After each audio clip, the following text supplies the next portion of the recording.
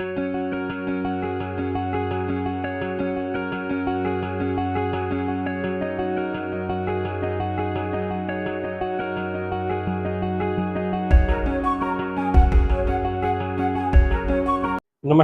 जय हिंद साथियों। राजस्थान का इतिहास की अगली कड़ी में आप सभी का हार्दिक स्वागत है। हम पढ़ रहे हैं मेवाड़ वंश, और मेवाड़ वंश की प्रारंभिक जो अपने कह सकते हैं परिचय, जो इंट्रोडक्शन है कि मेवाड़ वंश में कौन कौन शुरुआती राजा हुए, उनके बारे में कल आप बहुत अच्छे तरीके से पढ़ चुके हैं। तो आज हम साथियों जो पढ़ने जा रहे हैं वो जेतर सिंह के आगे पढ़ेंगे। कल हमने कहाँ तक पढ़ा था? जेतर सिंह। तो हमें मेन जो इसमें पढ़ना है वो देखिए, एक तो पढ़ना है महाराणा कुंभा, बहुत डिटेल से पढ़ना है। दूसरा पढ़ना है महाराणा सांगा।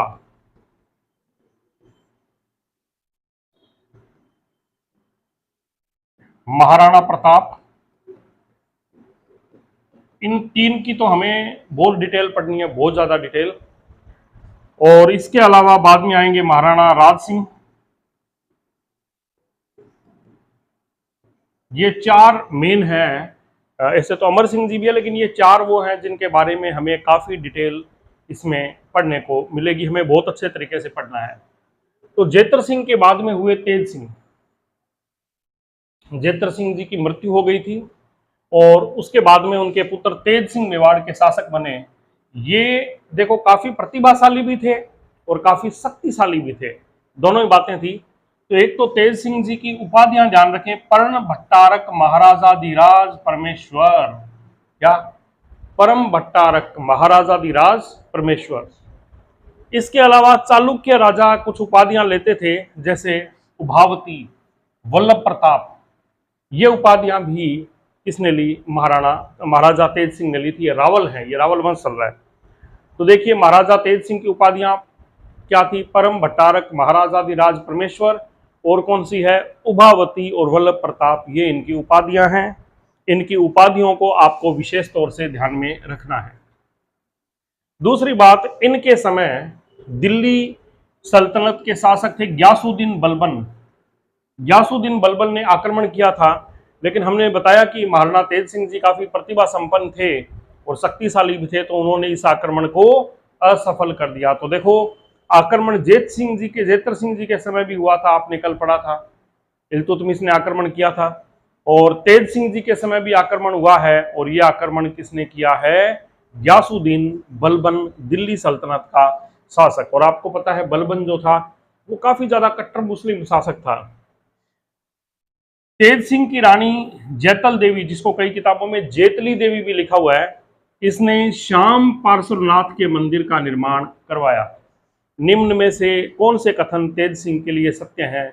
इनके समय इल्तुतमिश का आक्रमण हुआ, इनकी रानी जेतली देवी ने श्याम पार्श्वनाथ मंदिर का निर्माण करवाया, इनकी उपाधि उपावती थी। तो देखिए इन्होंने, इनके समय में इल्तुतमिश ने आक्रमण नहीं किया, ग्यासुद्दीन बलबन ने आक्रमण किया है। ऐसे गलत कथन सही कथन आ सकते हैं। निम्न में से सुमेलित कीजिए, राजा और राजा के सामने जो दिल्ली सल्तनत के आक्रमणकारी, उनको सुमेलित कीजिए। ऐसे भी प्रश्न आ सकते हैं। तेज सिंह के शासनकाल में आहड़ नामक स्थान पर मेवाड़ चित्रकला शैली का प्रथम चित्रित ग्रंथ, ये बहुत इंपॉर्टेंट है। देखो दो चित्रित ग्रंथ बड़े ही इंपॉर्टेंट है। कौन कौन से? ये महाराणा है। दो चित्रित ग्रंथ काफी इंपॉर्टेंट है। एक तो देखिए श्रावक प्रतिक्रमण सूत्र चूर्णी, ये मेवाड़ चित्रकला शैली का प्रथम चित्रित ग्रंथ है। श्रावक प्रतिक्रमण सूत्र चूर्णी, ये मेवाड़ चित्रकला शैली का प्रथम चित्रित ग्रंथ है, जो किसके समय चित्रित हुआ? ये चित्रित हुआ महाराणा तेज सिंह के समय। ठीक है। और एक आगे आएगा महाराणा मोकल के समय। मोकल के समय सुपासनाहचार्यम, क्या था? सुपासनाहचार्यम। कई किताबों में चर्यम, कईयों में चार्यम। इस ग्रंथ का भी विकास महाराणा मोकल के समय हुआ था। तो ये दोनों चित्रित ग्रंथ थे और मेवाड़ चित्रकला शैली की मतलब प्रारंभिक अपने कह सकते हैं पहचान के तौर पे ये जाने जाते हैं। तो महाराणा रतन सिंह के बारे में ये सब बातें आपको ध्यान रखनी है। कौन कौन सी? पहली, उपाधियां, पर्ण भट्टारक, महाराजाधिराज परमेश्वर, उभावती और वल्लभ प्रताप इनकी उपाधियां हैं। तो महाराणा तेज सिंह जी की उपाधियां आप एक तो ध्यान रखेंगे। महाराणा तेज सिंह के समय, रावल तेज सिंह के समय किसका आक्रमण हुआ? ग्यासुद्दीन बलबन का मेवाड़ पर आक्रमण हुआ। दूसरी ये बात आप ध्यान में रखेंगे, ठीक है, चांद तारे लगा देंगे। इनकी रानी जैतली देवी ने श्याम पार्श्वनाथ मंदिर बनाया था। ये तीसरी बात, इनकी रानी जैतल देवी ने श्याम पार्श्वनाथ मंदिर का निर्माण किया था। और एक 1267 में, आजकल लाइनों में सन को गड़बड़ कर दें, आहड़ नामक स्थान पर मिला, इस आहड़ की जगह पर चित्तौड़ लिख दें, नागदा लिख दें, ऐसे कहीं से भी शब्द गड़बड़ करके प्रश्न आ सकते हैं। तो इसका एक ही तरीका है, बार बार वीडियो देखें, बार बार नोट्स को पढ़ें, और जितना मैटर मैं दे रहा हूं पहले तो उसको तो रट ही लो, उसके बाद आपका मन करे तो और गहराई में बहुत किताबें हैं और कहीं पे भी जा सकते हैं, पहले इतना तो आप रट ही लो, ठीक है ना। मैं कहता हूं 90% आपकी तैयारी हो जाएगी।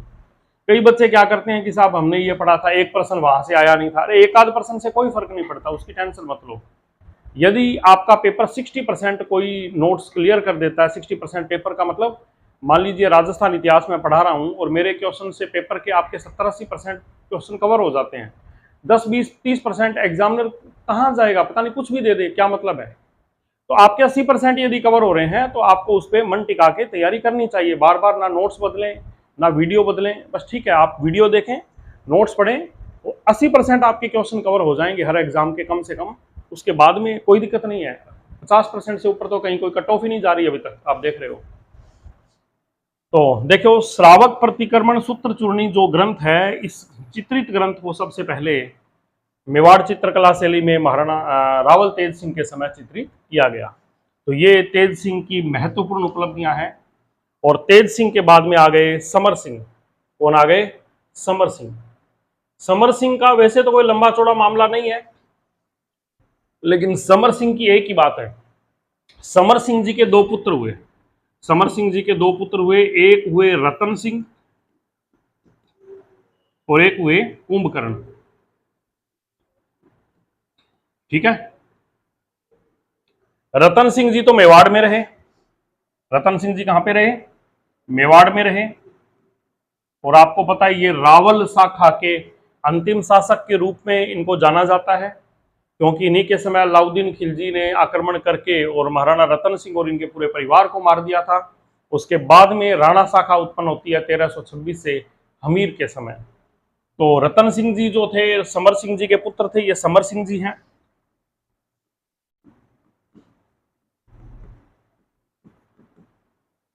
इनके पुत्र हैं ये दो, एक रतन सिंह और एक कुंभकर्ण। रतन सिंह तो मेवाड़ में रहे और कुंभकर्ण पिता की आज्ञा लेकर नेपाल चले गए। और नेपाल का जो राजवंश है वो मेवाड़ राजवंश से निकला हुआ वंश है। तो आप ये कह सकते हैं नेपाल का राजवंश राजस्थान के या भारत के किस राजवंश से संबंधित है? तो ये ध्यान रखिए, ये मेवाड़ के गुहिल वंश से संबंधित है। अभी आप इसको सिसोदिया तो नहीं कह सकते, हालांकि सिसोदिया भी इन्हीं के ही थे भाई बंधु, राहप ने की थी उसकी स्थापना, तो वो आए तो यहीं से ही थे। लेकिन गुहिल नाम आए तो पहले गुहिल का नाम लेंगे, और सिसोदिया नाम आए तो 2 नंबर पे सिसोदिया, ठीक है ना। अच्छा, अब देखिए कुंभकर्ण हुए। कुंभकर्ण पिता की आज्ञा पाकर नेपाल चले गए और गुहिल वंश की स्थापना की। समर सिंह के दूसरे पुत्र रतन सिंह ने चित्तौड़ में राजा बने रहे। और यह सब जानकारी हमें मिलती है कुंभलगढ़ प्रशस्ति, कुंभलगढ़ प्रशस्ति, है ना। ये इसकी आपको पता है कुंभलगढ़ प्रशस्ति महाराणा कुंभा के समय में कुंभलगढ़ दुर्ग में बनाई गई है। अत्रि और महेश ने इसकी रचना की। और एकलिंग महात्म्य जो ग्रंथ है जिसकी रचना किसने की? कान्ह व्यास ने। किसने की? कान्ह व्यास ने। एकलिंग महात्म्य की रचना किसने की थी? कान्ह व्यास। इन ग्रंथों के अंदर बड़ी डिटेल से यह सब जानकारी मिलती है कि समर सिंह जी के 2 पुत्र हुए, एक का नाम था रतन सिंह, एक का नाम था कुंभकर्ण।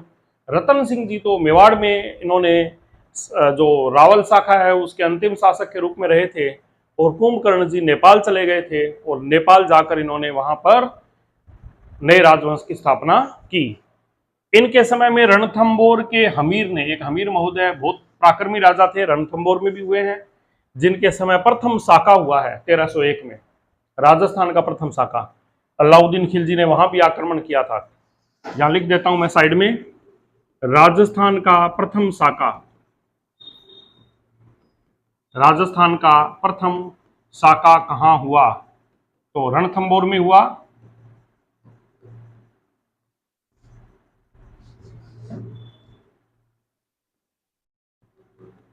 और वहां पर केसरिया किया था राणा हमीर, राणा हमीर नहीं, वहां हमीर। और वहां पे जो अपने कह सकते हैं जोहर किया था। जोहर किसने किया? जोहर किया था रानी रंग देवी ने, रानी रंग देवी। वहां पे भी अलाउद्दीन खिलजी ने ही आक्रमण किया था। और ये सारी घटना है सन 1301। ये राजस्थान का प्रथम साका है। और आपको पता है 1303 में यही अलाउद्दीन खिलजी आक्रमण करता है मेवाड़ पर, राणा रतन सिंह पर। किस पर? राणा रतन सिंह पर आक्रमण करता है साथियों। तो देखिए, हमीर ने चित्तौड़ पर आक्रमण करके वहां से खिराज वसूला था। किसके समय? समर सिंह के समय। ये नसूला नहीं है, वसूला है। थोड़ी बहुत मिसप्रिंटिंग एक आध अक्षर की है, ठीक है ना। अब गुजरात आक्रमण के समय अलाउद्दीन की सेना जा रही थी और समर सिंह जी महोदय जो थे, इन्होंने अलाउद्दीन की सेना से कर वसूल कर लिया था, ठीक है ना। तो अलाउद्दीन खिलजी वैसे तो दुश्मन बन ही गया था इनका, ठीक है। अब आगे राणा रतन सिंह। राणा रतन सिंह थोड़े से देखो बेचारे, कुछ समय ही इनका ऐसा ही था कि गद्दी पर बैठते ही अलाउद्दीन खिलजी का आक्रमण इनको झेलना पड़ा, ठीक है। अलाउद्दीन खिलजी का आक्रमण इनको झेलना पड़ा। अब अलाउद्दीन खिलजी का आक्रमण क्यों झेलना पड़ा? इसके पीछे तीन कारण थे। अलाउद्दीन खिलजी पहले तो साम्राज्यवादी महत्वाकांक्षा का व्यक्ति था और ये चाहता था कि मेवाड़ पर भी मेरा साम्राज्य रहना चाहिए। पहला कारण तो ये हो गया। दूसरा, सुल्तान की प्रतिष्ठा का प्रश्न था। इससे पहले मैं इसकी चर्चा कर दूं, चित्तौड़ की सामरिक स्थिति। देखो, चित्तौड़ गुजरात जाने के मार्ग पर था, गुजरात जाने के मार्ग पर था। और चित्तौड़ यदि अधिपत्य में आ जाता है तो इधर मध्य प्रदेश का साइड, गुजरात का साइड पूरा का पूरा आक्रमण करने में ये एक बहुत अच्छा मार्ग बन सकता है और बहुत अच्छा सेना के नियंत्रण का केंद्र बन सकता है। यह चीज सोचकर, सामरिक स्थिति को देखकर इन्होंने आक्रमण करने की सोची। और तीसरी कहानी जो पद्मावत के अनुसार बताई गई है, आप सबको पता है पद्मावत की रचना मलिक मोहम्मद जायसी ने 1540 में की थी। मलिक मोहम्मद जायसी, इन्होंने 1540 में इसकी रचना की थी। अब देखिए युद्ध कब हुआ? ये 1303 में। और जायसी जी रचना कब कर रहे हैं? 237 साल बाद में। अब सोचिए 237 साल बाद में, अब कितनी सही है कितनी गलत है वो हम तो नहीं कह सकते, लेकिन इन्होंने अपने इस ग्रंथ के आधार पर बताया कि साहब जो राणा रतन सिंह जी थे, सॉरी रावल रतन सिंह जी, मैं राणा बोल रहा हूं बार बार, रावल रतन सिंह जी जो थे, इनकी एक रानी थी जिसका नाम था पद्मिनी।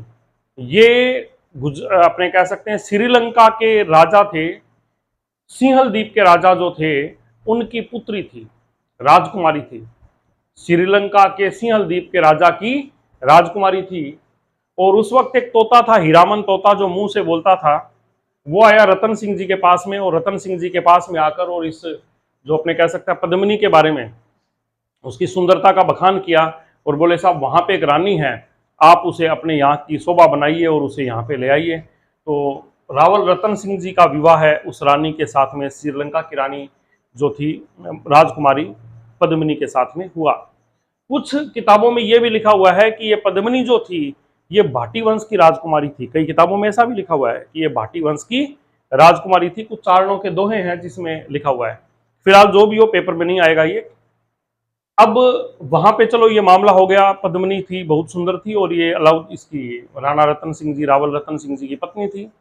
रावल रतन सिंह जी के दरबार में एक पंडित जी रहते थे और उन पंडित जी का नाम था राघव चेतन। क्या नाम था?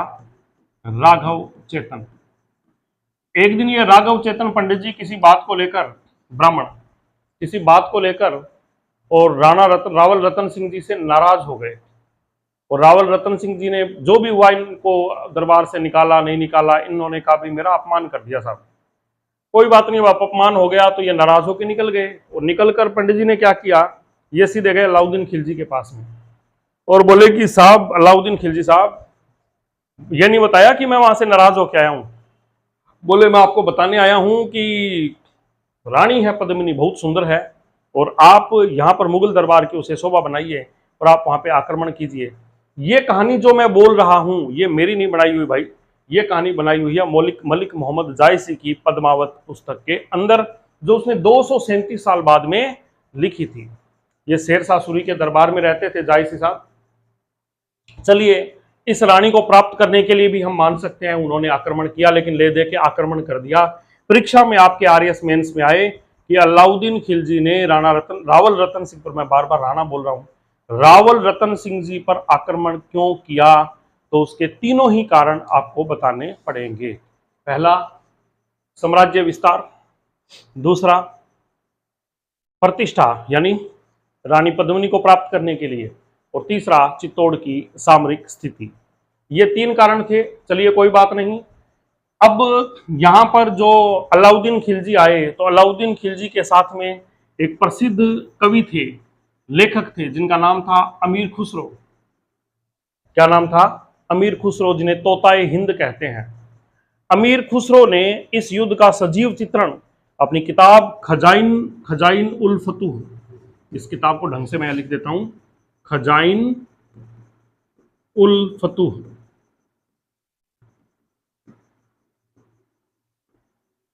इस किताब के अंदर इन्होंने इसका वर्णन किया है। 28 जनवरी 1303 को अपनी सेना सहित दिल्ली से रवाना हुए और चित्तौड़गढ़ पहुंचकर इन्होंने गंभीरी और बेड़च नदी के मध्य शाही शिविर लगाया। और आपको बता दूं कि चित्तौड़गढ़ का दुर्ग कहां स्थित है, भूगोल में भी यह प्रश्न है, तो गंभीरी और बेड़च नदी के संगम पर, यानी उनके तट पर स्थित है। गंभीरी और बेड़च नदी के तट पर स्वयं खिलजी ने अपना शिविर कहां लगाया? चित्तौड़ी डूंगरी पर लगाया और 16 महीने तक यहां पर घेरा डाले रखा। कुंभलगढ़ शिलालेख से पता चलता है कि 6 माह के बीच में कई छोटी मोटी लड़ाइयां होती रही, और इस छोटी मोटी लड़ाइयों में कई बार रावल रतन सिंह जी के सैनिक मारे जाते थे, कई बार उनके मारे जाते थे, अलाउद्दीन की सेना को भी क्षति हो रही थी। और वहां पर एक महानुभाव थे जिनका नाम था, सामंत थे लक्ष्मण सिंह, सिसोदा गांव के सामंत थे लक्ष्मण सिंह। याद रखना, इसको भूलना मत, मैं आगे हमीर के समय ये बात बताऊंगा आपको, जब हमीर की चर्चा करूंगा, क्योंकि आगे जो विषम घाटी पंचानन हमीर आएंगे वो इन्हीं लक्ष्मण सिंह जी के पोते हैं। अपने दादाजी और चाचा जी परिवार का बदला लेते हुए हमीर वापिस आता है मेवाड़ में, ठीक है ना। तो लक्ष्मण सिंह जी अपने 7 पुत्रों के सहित किले की रक्षा करते हुए शहीद हो गए। और जब चारों ओर से रावल रतन सिंह जी को कहीं पर भी बचने का कोई उपाय नहीं मिल रहा था, तो बीच में ही क्या हुआ कि रतन सिंह जी की को अलाउद्दीन खिलजी ने कैद भी कर लिया था। रतन सिंह जी को अलाउद्दीन खिलजी ने कैद भी कर लिया था। तो कैद कर लिया तो रतन सिंह जी को छुड़ाने के लिए रानी पद्मिनी ने एक दासी को भेजा संदेशवाहक के रूप में। उसने अलाउद्दीन खिलजी को लेटर दिया और बोली कि भाई मैं पालकियों के अंदर बैठकर शाही रानियों के साथ में आपके यहाँ पे आपके दरबार में आने के लिए उपस्थित हो रही हूँ। इसने कहा पद्मिनी ने। अलाउद्दीन खिलजी खुश हुआ, बोले ठीक है भाई, रानी आ रही है, मामला खत्म हो रहा है। तो रानी पद्मिनी आई और पीछे बहुत सारी पालकियां थी, और पालकियों में बैठे थे राजपूती रणबांकुरे, जो मेवाड़ के योद्धा थे, वो उन पालकियों में स्त्रियों के वेश में बैठे थे। और उसी में ही सबसे प्रमुख योद्धा जो मेवाड़ के अपने कह सकते हैं कि परम स्वामी भक्त जो थे, वो थे गोरा और बादल। कौन थे? गोरा और बादल। गोरा और बादल भी वहां पर उन पालकियों के अंदर थे। और जैसे ही उन्होंने पद्मिनी को बुलाया, वो तुरंत रावल रतन सिंह को वहां से छुड़वा लिया, और गोरा बादल पद्मिनी सहित सभी युद्ध में टूट पड़े। और वहां पे राजपूतों ने केसरिया किया, किले के फाटक खोल दिए, और सारे रणबांकुरे युद्ध भूमि में आकर मैदान में टूट पड़े। अब टूट पड़े कोई बात नहीं है, लेकिन आपको पता है कि अलाउद्दीन खिलजी की सेना बड़ी थी, फिर राजपूत तो भाई योद्धा थे, सुरवीर थे, उसमें कोई दो राय नहीं है, लेकिन उनकी थोड़ी युद्ध तकनीक परंपरागत थी, भाले थी, तलवारें थी। अलाउद्दीन के पास में थोड़ी युद्ध तकनीक भी आधुनिक थी, उसकी सेना भी बड़ी थी। तो ऐसे में जो राणा रावल रतन सिंह है, इनकी थोड़ी चल नहीं पाई और 16,000 स्त्रियों के साथ में रानी पद्मिनी ने जोहर किया खुद को और 16,000 क्षत्रियों को अग्निकुंड में धकेल दिया। अब कई किताबों में 1600 लिखा हुआ है, कईयों में 16,000 है। और वहीं पर गोरा बादल के नेतृत्व में राजपूतों ने केसरिया वस्त्र धारण करके किले के फाटक खोलकर टूट पड़े। हालांकि अलाउद्दीन खिलजी को बहुत नुकसान हुआ था, बहुत मुस्लिम सैनिक मारे गए थे, लेकिन लास्ट में रावल रतन सिंह की हार हुई और वीरों ने साका, ये जो था वीरों ने केसरिया किया, रानी पद्मिनी ने जोहर किया। और आपको पता है जोहर और केसरिया दोनों हो जाते हैं तो दोनों को मिलाकर हम क्या कहते हैं? साका। और ये मेवाड़ का या चित्तौड़गढ़ का प्रथम साका था। कब हुआ? 1303 में। कब हुआ? 1303 में। किस तारीख को हुआ? 25 अगस्त 1303। युद्ध किस किस के बीच में हुआ? रावल रतन सिंह और अलाउद्दीन खिलजी के बीच में। इस प्रकार से 26 अगस्त 1303 को चित्तौड़गढ़ का किला पूरी तरीके से अलाउद्दीन खिलजी के अधीन आ गया। अलाउद्दीन खिलजी का काफी विनाश हुआ था, तो अलाउद्दीन खिलजी गुस्से में भर गया और अपने सैनिकों को कहा कि यहाँ जितने हैं ना हिंदू नर नारी, उन सबको मारो। तो कुल मिला के काफी ज्यादा नरसंहार, कत्लेआम का आदेश दिया और हजारों की संख्या में जो अपने कह सकते हैं निहत्थे निर्दोष लोगों का नरसंहार हुआ, अलाउद्दीन खिलजी ने किया। अब आज हम कह दें ये क्यों हो रहा है कि शायद ये पार्टी वो पार्टी ऐसा वैसा, लेकिन ये देखिए ये घटनाएं तो उस वक्त भी हो रही थी, है ना। तो कुल मिला के ऐसा हुआ। अलाउद्दीन खिलजी कुछ दिन तक तो चित्तौड़ में रुका, कुछ दिन तक तो चित्तौड़ में रुका। उसके बाद में इनका बेटा था खिजर खां। खिजर खां को चित्तौड़गढ़ का शासन देकर खुद दिल्ली चला गया और चित्तौड़गढ़ का नाम रख दिया खिजराबाद। क्या नाम रख दिया? खिजराबाद। और ये सारा वर्णन धाई बी पीर की दरगाह, यहां लिखा हुआ भी है कहीं पे, धाई बी पीर की दरगाह है। चित्तौड़गढ़ का नाम खिजराबाद रखा है, ये धाई बी पीर की दरगाह में इसका उल्लेख मिलता है। कई बार आ जाते हैं ऐसे ऐसे प्रश्न कि निम्न में से खिजराबाद नाम किस क्षेत्र का रहा है? चित्तौड़गढ़, जालोर। अभी तो आप कहेंगे हैं पढ़ा रहे हो चित्तौड़गढ़, अभी हम इतिहास बहुत पढ़ेंगे। कहीं जालोर का नाम ये रख दिया, जयपुर का नाम ये रख दिया, उसका नाम ये रख दिया, तब मिक्स हो जाएगा मामला। खिजराबाद कौन था? खिजराबाद कौन था? चित्तौड़गढ़। किसने रखा? अलाउद्दीन खिलजी ने। किसके लिए? अपने बेटे के नाम पे, खिजर खां के नाम पर। और इसका उल्लेख कहां मिलता है? धाई बी पीर की दरगाह में। वहां पर एक अभिलेख है, धाई बी पीर की दरगाह के अभिलेख में चित्तौड़गढ़ के नाम खिजराबाद का उल्लेख मिलता है। इसके अलावा खिजर खां भी बड़ा बदमाश था। उसने आसपास के सारे मंदिरों को और भवनों को तुड़वाकर किलों पर पहुंचने के लिए गंभीरी नदी का पुल बना दिया और बहुत कुछ परिवर्तन कर दिए। अब 22 सितंबर 1316 को अलाउद्दीन खिलजी की मृत्यु हो जाती है और पिताजी मर गए तो उनके पीछे उनका शासन संभालने के लिए बेटाजी चले जाते हैं। कहाँ पे? दिल्ली में। बेटाजी कहाँ चले जाते हैं? दिल्ली में। और ये सब हरकतें एक बच्चा देख रहा था। ये सारी हरकतें कौन देख रहा था? एक बच्चा देख रहा था। कौन था वो बच्चा? वो बच्चा था, और अंदर ही अंदर गुस्से से भरा हुआ था वो बच्चा। तो उस बच्चे का नाम था हमीर। मेवाड़ के सिसोदा गांव में, सिसोदा गांव के जो ठाकुर थे लक्ष्मण सिंह, उनका पोता हमीर ये देख रहा था किसी अलाउद्दीन खिलजी ने मेरे दादाजी को मार दिया, मेरे पिताजी को मार दिया, सारे के सारे सात चाचा पिता सबको मार दिया। मैं वापिस मेवाड़ पे हमला करूंगा, मेवाड़ को अपने अंडर में लूंगा। ये सब चीजें देख रहा था गुस्से से भरा हुआ बच्चा। ये बच्चा धीरे धीरे बड़ा भी हो गया। 1303 के बाद 1326 आ गया, है ना। 1316 में अलाउद्दीन खिलजी की मृत्यु हो गई और खिजर कहां चला गया? चित्तौड़गढ़। अब सॉरी, दिल्ली चला गया। कहां चला गया? दिल्ली। और दिल्ली जाके पीछे का शासन सौंप दिया मूंछाला मालदेव को। ये मूंछाला बड़ी बड़ी मूंछ वाले थे। मूंछाला मालदेव के नाम से प्रसिद्ध है। कौन थे ये मूंछाला मालदेव? ये मूंछाला मालदेव सोनगरा कान्नड़देव सोनग्रा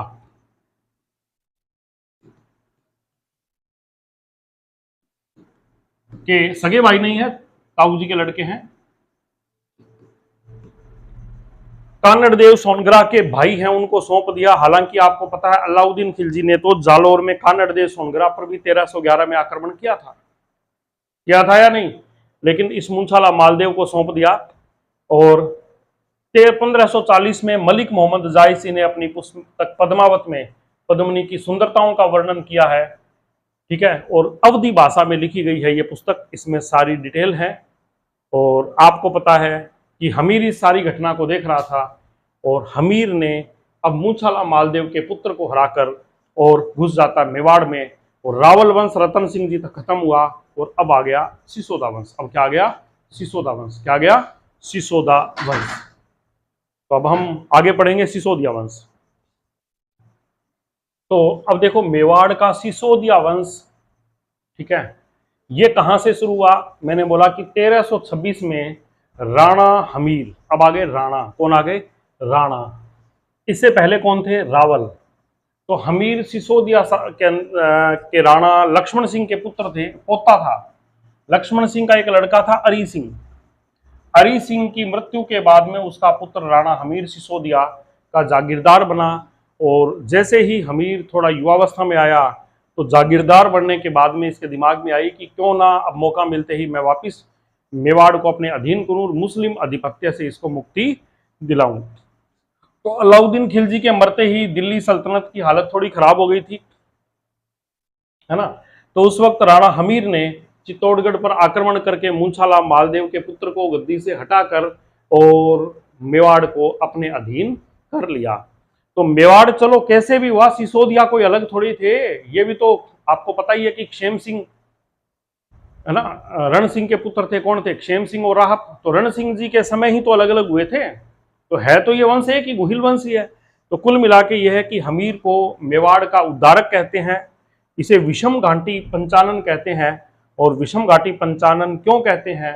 क्योंकि बुरे समय में भी यह मतलब अडिग है, शेर के समान है। राणा हमीर ने देखा, आगे देखो, 1326 के आसपास दिल्ली सुल्तान मोहम्मद बिन तुगलक के समय तुगलक के द्वारा चित्तौड़ पर आक्रमण किया गया। किसने किया? मोहम्मद बिन तुगलक। देखो, जेत्र सिंह के समय आक्रमण किसने किया? इल्तुतमिश। जेत्र सिंह के समय आक्रमण किसने किया था? इल्तुतमिश ने किया था, ठीक है। तेज सिंह के समय आक्रमण किसने किया? यासुद्दीन बलबन। और हमीर के समय आक्रमण किसने किया? मोहम्मद बिन तुगलक।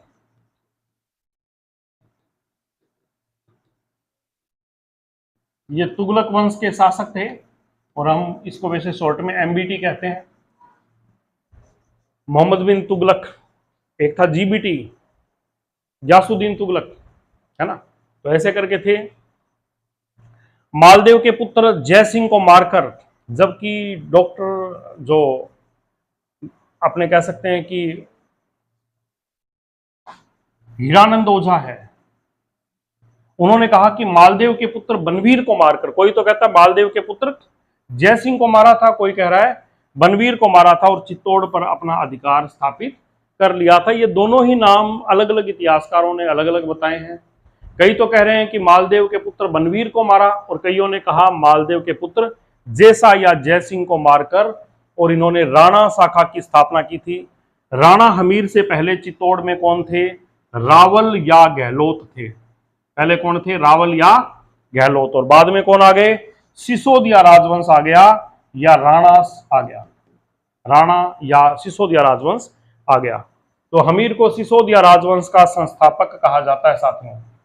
सिसोदिया राजवंश का संस्थापक कौन है? हमीर है। यह बात आप ध्यान रखना। मोहम्मद बिन तुगलक ने चित्तौड़ पर अधिकार करने के लिए हमीर पर आक्रमण किया। राणा हमीर ने पहाड़ी क्षेत्र पर नियंत्रण बनाए रखने के लिए खेरवाड़ा को अपना केंद्र बनाया और उस वक्त जो युद्ध हुआ उस युद्ध का नाम है सिंगोली का युद्ध। सिंगोली के युद्ध की हम बात करें तो यह युद्ध किस किस के बीच में हुआ? सिंगोली का युद्ध, ये युद्ध हुआ किसके बीच में? मोहम्मद बिन तुगलक और किसके बीच में हुआ? हमीर के बीच में। मोहम्मद बिन तुगलक और हमीर के बीच में युद्ध हुआ और युद्ध का नाम है सिंगोली का युद्ध। क्या नाम है? सिंगोली का युद्ध। और इस युद्ध में इन्होंने मोहम्मद बिन तुगलक को पीछे खदेड़ दिया था।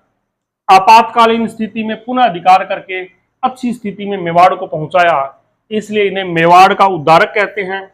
विपरीत परिस्थितियों में भी अपना हौसला नहीं खोया, इसलिए कीर्ति स्तंभ प्रशस्ति में विषम घाटी पंचानन कहते हैं। विषम घाटी पंचानन कहते हैं कीर्ति स्तंभ प्रशस्ति में। किसमें कहते हैं? कीर्ति स्तंभ प्रशस्ति में। साथियों, कोशिश ये है कि भाई कोई भी बच्चा सरकारी स्कूल में पढ़ रहा है, ग्रामीण वातावरण में पढ़ रहा है, जिसको सुविधा नहीं है, वो ये वीडियो देख के अपनी तैयारी कर पाए।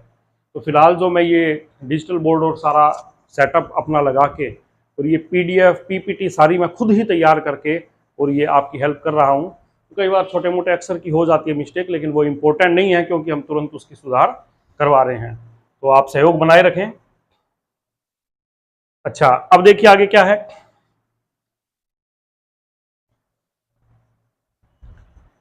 कुंभा ने, आपको पता है, गीत गोविंद पर टीका लिखी थी, आगे हम पढ़ेंगे। गीत गोविंद पर टीका लिखी और उस टीका का नाम है, क्या नाम है? रसिक प्रिया। उसमें भी हमीर को वीर राजा की उपाधि दी है। अच्छा, कई किताबों में यह लिखा है कि इस टीका में, रसिक प्रिया टीका के अंदर कुंभा को विषम घाटी पंचानन कहा गया है या मेवाड़ का उद्धारक कहा गया, लेकिन इसको क्या कहा गया है? वीर राजा। राणा हमीर ने चित्तौड़गढ़ में अन्नपूर्णा माता का मंदिर करवाया, अन्नपूर्णा माता के मंदिर का निर्माण करवाया, और ये जानकारी दी हुई है मोकल के अभिलेख में, शिलालेख में। कर्नल जेम्स टोड ने कहा कि अपने समय में हमीर के समान कोई दूसरा प्रबल हिंदू राजा नहीं था। हमीर के समान दूसरा कोई प्रबल हिंदू राजा नहीं था। अब राणा हमीर की मृत्यु हो गई और हमीर की मृत्यु के बाद में इनके पुत्र आए क्षेत्र सिंह। क्षेत्र सिंह को कुछ लोग खेता भी कहते हैं। क्षेत्र सिंह को कुछ लोग क्या कहते हैं? खेता भी कहते हैं।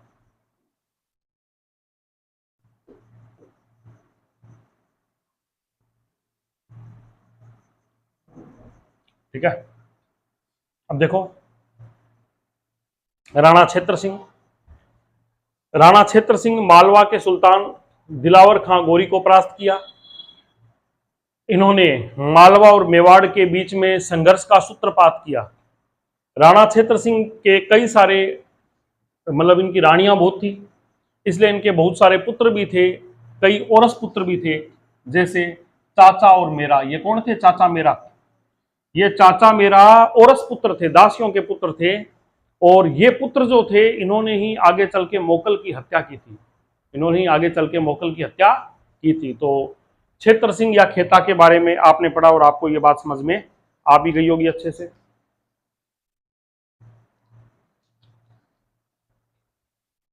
अब आए महाराणा लाखा। ठीक है, इनके वैसे तो मेन 7 पुत्र थे क्षेत्र सिंह के। अब लाखा को लक्ष्य सिंह भी कहते हैं। इनका शासनकाल 1382 से लेकर 1421 तक रहा था। कहां से कहां तक रहा था? 1382 से लेकर 1421 तक, लगभग 39 वर्ष तक शासन रहा था। और आप मेवाड़ का इतिहास पढ़ेंगे तो आप ये देखेंगे सबसे लंबे समय तक शासन करने वाले शासक का नाम कौन था? क्या नाम था? तो उनका नाम था राणा लाखा। सबसे ज्यादा शासन इन्होंने ही किया था। और आप आगे पढ़ेंगे कुंभा ने 35 वर्ष शासन किया था, लेकिन राणा लाखा ने 39 ईयर तक शासन किया है। क्लियर? राणा हमीर के पौत्र थे और खेता के पुत्र थे। लाखा 1382 ईस्वी में मेवाड़ के शासक बने थे। राणा लाखा जैसे ही शासक बने तो इनको क्या हुआ कि अचानक इनका किस्मत थोड़ी काम की, और वहां पर जावर के अंदर, जावर एक जगह है उदयपुर में, वहां पर चांदी की और शीशे जस्ते की खानों की खोज हुई। आपको पता है जावर के अंदर हिंदुस्तान जिंक लिमिटेड का कार्यालय बना हुआ है। हिंदुस्तान जिंक लिमिटेड संस्था स्थापित है। जो वहां पे लगातार चांदी और शीशे जस्ते का खनन का कार्य कर रही है, भारत की एक प्रमुख कंपनी है। जावर उदयपुर के अंदर चांदी की खान की खोज हुई और चांदी निकलनी शुरू हो गई और मेवाड़ राजवंश का खर्चा बहुत बढ़िया तरीके से निकलना शुरू हो गया। उस खान की आय से उसने कई किलों और मंदिरों का जीर्णोद्वार करवा दिया। किसने? राणा लाखा ने। उसी वक्त राणा लाखा के शासनकाल में ही एक बंजारा था जिसका नाम था पीछू, लिखा हुआ है पीछू। क्या नाम था? पीछू।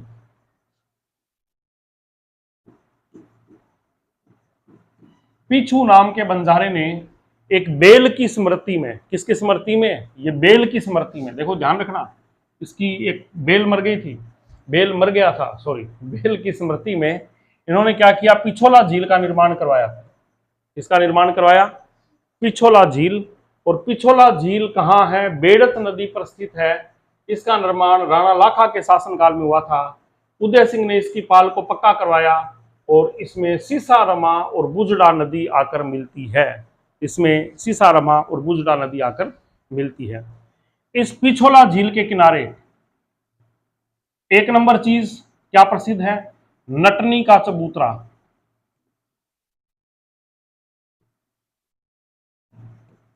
दो नंबर चीज क्या प्रसिद्ध है? जग मंदिर। तीन नंबर चीज क्या प्रसिद्ध है? जग निवास महल। ये भी वैसे मंदिर ही था। जग मंदिर जिसे करण सिंह ने शुरू किया था और जगत सिंह प्रथम ने पूरा किया। तो जग मंदिर तो किया जगत सिंह प्रथम ने। पेपर में आए जग मंदिर का निर्माण किसने करवाया? तो देखो ज्यादातर पार्ट जगत सिंह प्रथम ने पूरा करवाया था। और दूसरा था जग निवास। जग निवास महल का निर्माण करवाया था जगत सिंह सेकंड ने 1746 पर। और महाराणा प्रताप के पास में जब आपको पता है कि मान सिंह जी आए थे संधि का प्रस्ताव लेकर, तो उन्हें इसी जग निवास मंदिर के अंदर रुकवाया गया था और इसी पाल पर इनकी मुलाकात हुई थी। जब कौन आए थे? मान सिंह जी आए थे। मान सिंह जी कौन से थे? जयपुर वाले, कछवाहा, है ना। अकबर की संधि का प्रस्ताव लेकर आए थे कि आप हमारी अधीनता स्वीकार कर लीजिए। महाराणा प्रताप ने कहा यार आपके साथ में हम खाना भी नहीं खाएंगे। अपने पुत्र को भेज दिया कि इसको खाना खिला देना। और फिर उन्होंने कहा कि यार तुम मेरी बेइज्जती कर रहा है यार, मुझे खाना, तूने खाना खाने के लिए तुम साथ में नहीं बैठा। महाराणा प्रताप को बोला। महाराणा प्रताप ने कहा जा रहे यार, तो अपना जो गुरु है ना अकबर, उसको बोल देना कि आ जाना, मिल लेना कहीं भी, मैं आमने सामने की लड़ाई लड़ूंगा, ठीक है ना। वो तेरा फूफा है। क्या है? तेरा फूफा। क्यों? क्योंकि मान सिंह जी की बुआ दी हुई थी ना अकबर को कि तेरा फूफा और जीजा दोनों को ले आना। जीजा कौन था? जहांगीर, जिसको मान सिंह की बहन दी थी। फूफा कौन था? अकबर, जिसे मान सिंह की बुआ दी गई थी, मानबाई। तो बोला कि तू तेरे जीजा और फूफा दोनों को बोल देना आ जाना, टक्कर ले लेना, और मैं तुम जैसों से डरने वाला नहीं हूं। महाराणा प्रताप ने स्पष्ट कह दिया था। और ये धमकियां और झगड़ा कहां पे हुआ? इसी जगह पे। कौन सी जगह? पिछोला झील की पाल पर हुआ। पिछोला झील की पाल पर हुआ। तो बड़ा ऐतिहासिक कहानियां जुड़ी हुई है इस पाल से। इसके अलावा जब औरंगजेब का पुत्र जो था, एक अकबर नाम का पुत्र था, वो भी एक बार आ गया था गुस्सा होके, वो भी यहीं रुका था, ठीक है। अब देखो लाखा के दरबार में,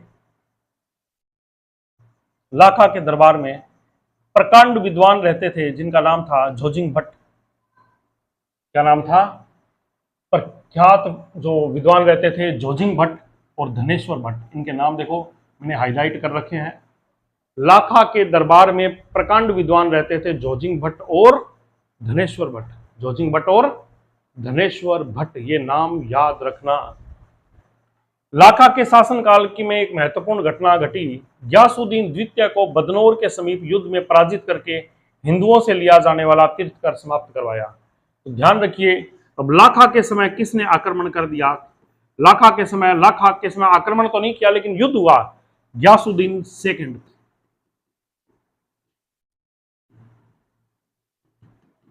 के साथ में युद्ध हुआ, और ये हिंदुओं से जो जजिया कर ले रहा था, तीर्थ यात्रा कर ले रहा था, उसे समाप्त करवा दिया। अच्छा, अब देखिए कहानी है थोड़ी सी यहां पे। अब राणा लाखा के दिमाग में आ गया था कि मैं कुंभलगढ़, सॉरी बूंदी का जो दुर्ग है ना, उसको मैं जीतूंगा, बूंदी के दुर्ग को जीतूंगा। लेकिन ये उस युद्ध को, मतलब काफी लंबी लड़ाई चली और उस बूंदी के दुर्ग को, बूंदी का जो तारागढ़ दुर्ग है, उसे जीत नहीं पाए। नहीं पाए तो इन्होंने प्रतिज्ञा ले ली कि आज शाम से पहले पहले मैं तारागढ़ दुर्ग को जीत लूंगा, नहीं तो अन्न जल बिना ग्रहण किए मर जाऊंगा। अब शाम हो गई, वही बात जैसे अर्जुन ने ली थी ना प्रतिज्ञा कि क्या दिन छिपने से पहले पहले जयद्रथ का वध करूंगा ही करूंगा। तो वहां तो भगवान श्री कृष्ण थे, भाई दिन छिपा दिया टेम्परेरी और वापस उगा दिया टेम्परेरी। तो कुल मिला के यहां तो ऐसा नहीं हो पाया, दिन भी छिपने वाला हो गया। तो सेवक सोचे कि यार ऐसे तो लाखा तो वचन के पक्के हैं, मेवाड़ राजपूत तो वचन के पक्के होते हैं। बोले साहब आप तारागढ़ का दुर्ग तो जीतना चाहते हो? बोले हाँ। ढहाना चाहते हो? बोले हाँ। तो उन्होंने क्या किया, एक मिट्टी का तारागढ़ दुर्ग बना लिया। बोले ये साहब ये लीजिए, ये है दुर्ग और इसका नाम है तारागढ़। आपने तारागढ़ की तो बात कही थी। बोले हाँ। बोले हम सब ने मिलकर इस दुर्ग का नाम तारागढ़ रख दिया और आप तलवार लीजिए और इसे ढहा दीजिए और आपका काम हो जाएगा, और उसके बाद पानी पीजिए, खाना खाइए, कुछ भी खाइए। कुंभा बोला कि यार ये तो काम ठीक है यार, चलो बाद में उस तारागढ़ को बाद में अपने करेंगे, पहले इस तारागढ़ को ढहा देते हैं और खाना वाना खा लेते हैं, कोई बात नहीं। सबने मनाया तो मान गए। जैसे ही ढहाने लगे, वहां पे एक हाडा राजपूत था, क्योंकि तारागढ़ दुर्ग बूंदी का है, बूंदी में हाडा राजपूतों का शासन था और हड़ौती क्षेत्र था। तो हाडा तो वहां के पूरी तरीके से स्वामी भक्त हो गए। तो वहीं पे एक सैनिक आ गया जिसका नाम था कुंभा हाडा। बोले क्या ऐसे कैसे? मैं हाडा एक तो बैठा हूं तुम्हारी इस भीड़ के अंदर, मैं एक हाडा बैठा हूं और मेरे हाडा जो साम्राज्य का, चाहे वो महल है चाहे आपने मिट्टी का बना दिया, इसकी रक्षा मैं करूंगा, ऐसे नहीं रहने दूंगा।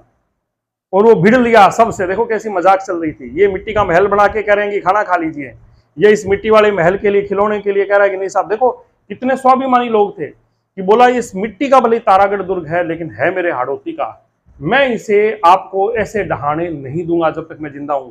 वो भिड़ लिया भाई कुंभा से, कुंभा के सैनिकों ने उसको मार दिया और वो बेचारा अपने हाड़ौती के नाम की सुरक्षा के लिए देखो किस प्रकार से उसने प्राणों की बलि दे दी। कैसे स्वामी भक्त लोग थे, कैसे बात के पक्के थे। तो नकली गढ़ दिखो नहीं बिना घोर घमसान, सिर टूटा बिन किम फिरे असली गढ़ पर आण। ये कहानी बनी हुई है कि भाई नकली गढ़ है उसको ढहाने की बात चल रही थी, वो भी बिना घमासान के ढहा नहीं पाए। उसमें भी घमासान हुआ, भले एक सैनिक था लेकिन इसने भी नाक में दम कर दिया। लाखा ने बूंदी के राव बरसिंह हाडा को मेवाड़ का प्रभुत्व मानने के लिए विवश किया, बाद में किया, लेकिन एक बार तो मामला सेट नहीं हुआ। अब राणा लाखा के समय की एक कहानी और है। राणा लाखा आपको पता है, मैंने बताया 39 ईयर तक शासन किया था। कितने साल तक शासन किया था? 39 ईयर तक शासन किया था, ठीक है ना। राणा लाखा ने 39 ईयर तक शासन किया था और इसके बारे में मैं थोड़ी सी आपको बात बता दूं।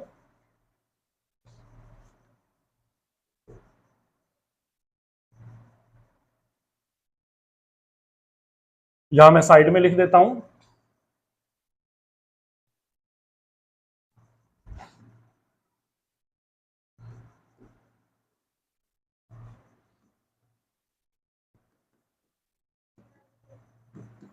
चलो मैं थोड़ा कलर दूसरा ले लेते हैं, भाई डार्क ले लेते हैं, रेड ले लेते हैं। राणा लाखा, राणा लाखा का एक पुत्र था जिसका नाम था राव चूड़ा, सॉरी राणा चूड़ा, ठीक है। इधर मेवाड़, ये तो कहानी कहां की चल रही है? मेवाड़ की। कहां की चल रही है? मेवाड़ की। इधर अब मैं बात कर रहा हूं मारवाड़ की, जोधपुर क्षेत्र की। मारवाड़ में एक राजा था जिसका नाम था, कौन था? चूड़ा। और चूड़ा का पुत्र था रणमल। चूड़ा का पुत्र कौन था? रणमल। तो देखो चूड़ा इधर भी है, चूड़ा इधर भी है। यहां तो है राणा का पुत्र और यहां का है कौन? राजा, राठौड़ राजा चूड़ा। और चूड़ा का पुत्र कौन है? रणमल। अब रणमल की थोड़ी अपने पिता से पटरी नहीं बैठ रही थी, तो रणमल को ये लग गया, बोले यार मेरे को शासन तो मिलेगा नहीं, तो अपने अपना क्या है, बोरा बिस्तर को चक्कर कोई नई जगह अपना ठिकाना बनाए, नया काम धंधा शुरू करें।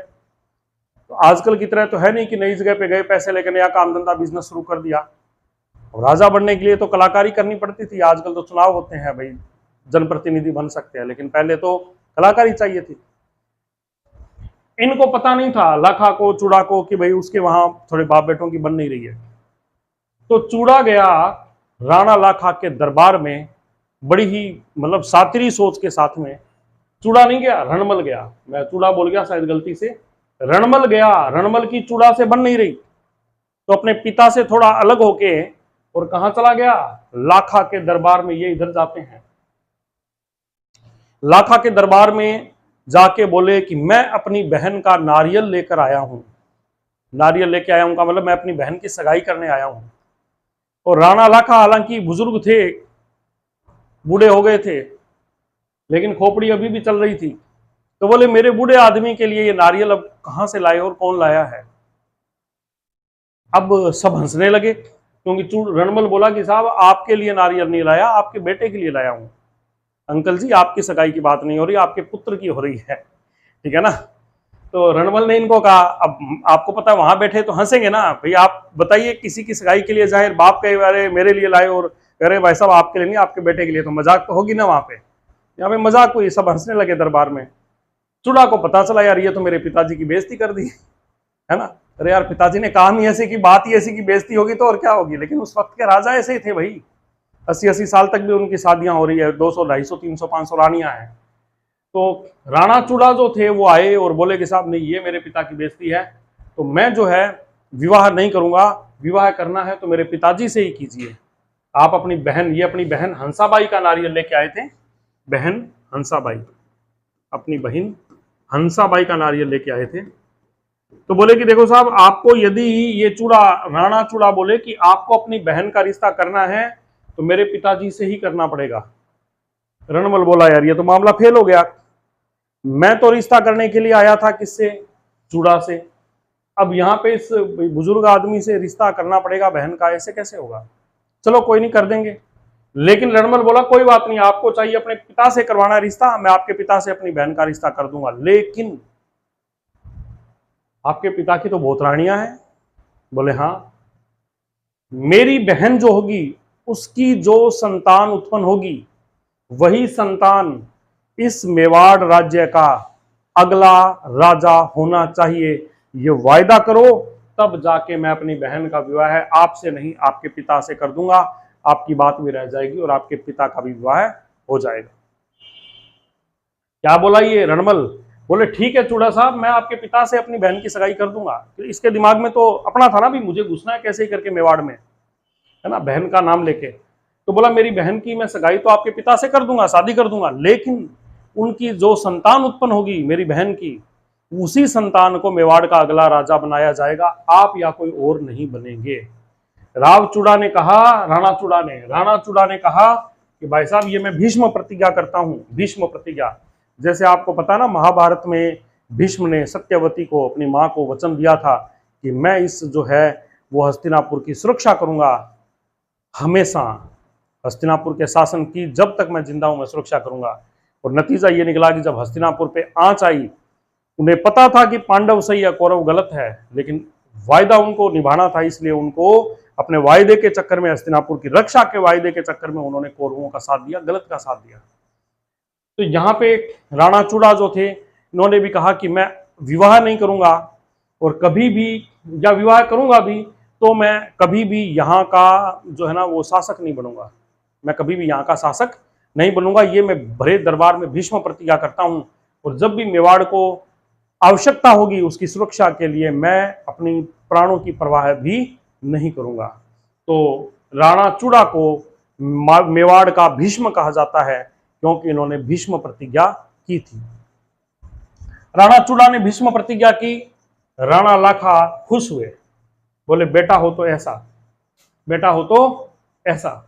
तो उन्होंने कहा कि बेटा तेरे को मैं दे रहा हूं सलूम्बर का ठिकाना, ठीक है, मेवाड़ के प्रथम श्रेणी का ठिकाना है सलूम्बर, और वो ठिकाना मिलेगा तुझे और तेरे परिवार को, एक बात, ठीक है। दूसरी बात, मेवाड़ के जो भी राज चिन्ह हैं वो यहाँ का राजा नहीं धारण करेगा, तू धारण करेगा और तेरा वंश धारण करेगा। दो बात। और मेवाड़ के राजाओं का राज तिलक हमेशा तेरा परिवार ही करेगा, तेरे वंशज ही करेंगे। ये तीसरी बात, तेरा सम्मान हमेशा सुरक्षित रहेगा। ये जो थी, ये वायदे किए लाखा ने चूड़ा के लिए, और चूड़ा ने प्रतिज्ञा की कि हंसाबाई की कोख से जो पुत्र उत्पन्न होगा वही मेवाड़ का शासक बनेगा और मैं उसकी हमेशा सुरक्षा करूंगा, मैं उसकी हमेशा सुरक्षा करूंगा। तो ऐसा कुछ हुआ कि चूड़ा की भीष्म प्रतिज्ञा से आपको पता है खुश हुए कौन? महाराणा लाखा। उन्होंने कहा, भरे दरबार में प्रतिज्ञा की चूड़ा ने कि मैं आजन्म मेवाड़ के लिए सेवक बनकर रहूंगा। क्या? सेवक बनकर रहूंगा। मेरे वंशज कभी भी मेवाड़ की राजगद्दी पर हक नहीं जताएंगे। भीष्म प्रतिज्ञा के बाद महाराणा लाखा का हंसा कंवर के साथ में विवाह कर दिया गया। राजस्थानी गीतों, बड़वों और रानी मंगों की पोथियों में कुछ अलग अलग रूप में ये बातें बताई गई है। सभी में चूड़ा की प्रशंसा की है, किसी ने ये नहीं कहा कि ये बात कहीं गलत है, सही थी। अब इस बलिदान के बदले चूड़ा को क्या क्या कहा गया? पहली बात तो बोला कि आप हमेशा सेना के हरावल में रहोगे। हरावल होती है जो सेना का अग्रिम भाग होता है, वो कि युद्ध में हमेशा आप सबसे आगे जाके भिड़ोगे, है ना। ये बड़ा गौरव की बात थी कि भाई हरावल में रहने का अधिकार मिल रहा है कि आपको हरावल में। आज के समय तो कोई कहते ना कि युद्ध में तू मेरे साथ जाएगा, तुझे आगे जाने का मौका दे रहा हूँ, गए यार मेरे को आगे मत भेजो, मेरे को पीछे भेजो, ठीक रहेगा, मैं पहले मरना नहीं चाहता। लेकिन पहले वाले कहते थे कि यार मेरे लिए ये बड़े सौभाग्य की बात है कि रक्षा का दायित्व मुझे सौंपा गया है, चाहे उसके लिए मुझे प्राणों की आहुति देनी पड़े। हरावल सेना का अग्रिम भाग होता था। चुड़ावतों को सर्वाधिक बार प्रथम श्रेणी के ठिकाने दिए गए। 16 ठिकाने प्रथम श्रेणी के थे, द्वितीय श्रेणी के 32 थे और तृतीय श्रेणी की 64 जागीरें थी। उसमें सबसे ज्यादा प्रथम श्रेणी के ठिकाने चुड़ावतों को दिए गए। चुड़ावत कौन हुए? जो चूड़ा के वंशज थे, उनका नाम आगे चल गया चुड़ावत। सलुम्बर का ठिकाना दिया, तो चुड़ावत कहाँ के हुए? सलुम्बर के। आगे चल के आप पढ़ोगे, चुड़ावत मांगी सेनानी, है ना, सर काट दे दियो छत्राणी। आगे चल के आप पढ़ोगे राणा राज सिंह के समय में, जब रतन सिंह का वहां भी एक बलिदान आएगा, उस वक्त हम इसी चुड़ावत वंश के बारे में बात करेंगे। तो सलुम्बर के शासक, सलुम्बर के आगे के राजवंश के जितने भी लोग हैं, वो सभी के सभी चुड़ावत के नाम से प्रसिद्ध हुए। सलुम्बर नामक सबसे बड़ा ठिकाना दिया। राजधानी में राणा की अनुपस्थिति में सलुम्बर का रावत ही शासन संभालेगा। अब इन्हें रावत या रावल कहा जाने लगा। बहन हंसाबाई की शादी महाराणा लाखा से कर दी रणमल ने, ठीक है। इसीलिए चूड़ा को क्या कहते हैं? क्या कहते हैं? मेवाड़ का भीष्म। और हंसाबाई के विवाह के 13 महीने के बाद में एक पुत्र को जन्म दिया और पुत्र का नाम रखा मोकल। और उस वक्त आपको पता, राणा लाखा बेचारे 39 साल शासन कर लिए, बुजुर्ग हो गए थे, मृत्यु शैया पर बैठे थे, सो रहे थे। तो बड़े पुत्र चूड़ा को अपने पास में बुलाया और बोला, बोल बेटा। तो बोला, साहब मैं तो उसी वायदे पे हूँ, मैं तो मेवाड़ की सुरक्षा करूंगा, जो पुत्र है उसे राजा बनाइए। तो उन्होंने मोकल को राजा बनाया और चूड़ा को कहा कि पुत्र तू इसी प्रकार से इस मेवाड़ का संरक्षक बन के कार्य करना। तो महाराणा आपने लाखा पढ़ा और चूड़ा की देखो कितनी बड़ी भीष्म प्रतिज्ञाएं हैं उनको पढ़ा। अगली वीडियो के अंदर हम डिटेल से पढ़ेंगे राणा मोकल और कुंभा। तो तब तक के लिए आपको जय हिंद, शुभ रात्रि।